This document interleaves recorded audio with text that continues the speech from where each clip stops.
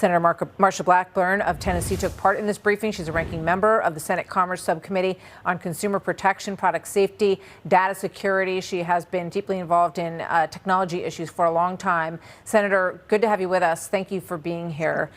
Thank you. Do you agree that with Elon Musk that this hearing that just happened will go down in history in terms of the potential impact on civilization, and why or why not?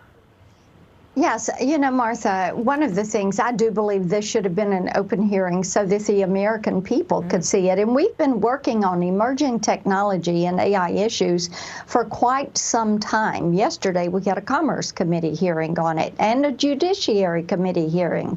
Today was important because you got people from across the technology sector together at the same table, identifying issues that they had around open source and closed source utilizations, talking about the positive and the negative uses of AI and their concerns.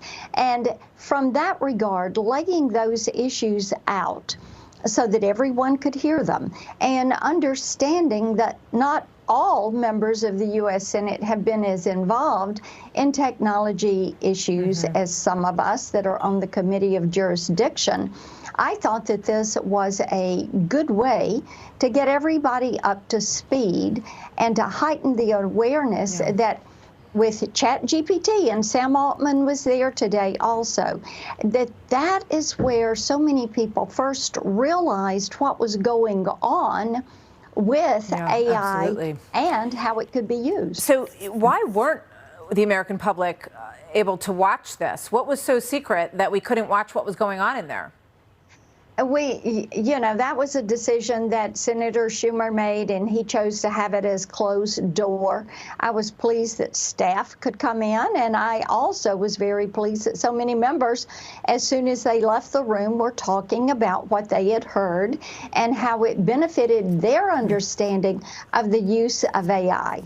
So here's Hillary Vaughn asking OpenAI CEO Sam Altman if there should be a pause in the development of AI because of these civilization concerns about safety, about national security, elections. Watch this. We took 8 months after we finished GPT-4 to study it, to improve it, to make it safer, to have external audits and red teams, and we think that is important. So taking the time to make it safe and understand the risks, and we're very proud of what we put out, I think is quite important. So no pause. Do you believe there should be a pause? And you've mentioned a number of hearings that have been going on. What has, what's been accomplished based on all of this to make people safer with regard to AI from the government? Yes, and what we need to see is a basic online consumer privacy legislation that needs to be signed into law.